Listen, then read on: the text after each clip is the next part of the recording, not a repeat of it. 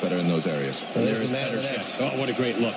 That's a fantastic, interesting day for him and Sex, but I think Coquelin is the key right now because he sits in that little pocket and lets everybody else play. He's better than Arteta, in my opinion. For me, that's what he gives him, is that focus and that determination.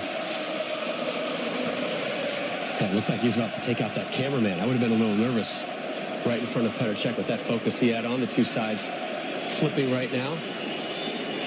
What does this game mean back in England?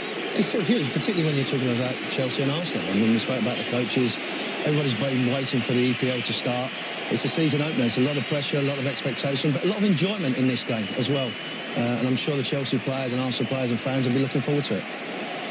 And don't forget, there's 1 week before the start of the Premier League season, so these players are all still fighting for places to get their names on that team sheet when the Premier League season starts. Arsenal, they open up a week from today versus West Ham.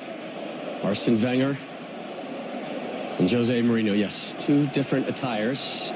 Maybe setting the tone, if you will, for this FA Community Shield match. But he may look like he's ready for a jog, but he's already standing up and off the bench and very focused. He's ready for a fight. Yeah, but that's a statement right there. That is, he's dressed like that in order to annoy Arsene Wenger, and I'm sure it's already working.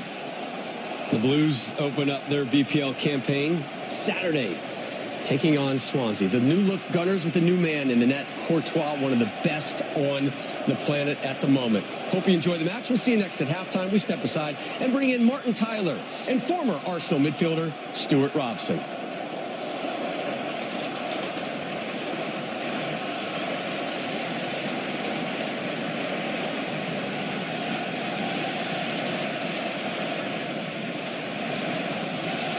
A little delay at the kickoff, even heightening the expectation, but there goes the first whistle. And Chelsea, immediately Matic is brought in possession by Walcott, and how about this for a start from Arsenal? Courtois just gets to it. Oxlade-Chamberlain's cross. Ramsey trying to work her way through. And he can't hold it up. Straight away, I think it shows you exactly how Arsenal want to approach this game. They're desperate to win the game. They know that Chelsea may be undercooked. They're going to put pressure on Matic. Ramirez on the ball, as they did against Man City. Exactly the same stage last season.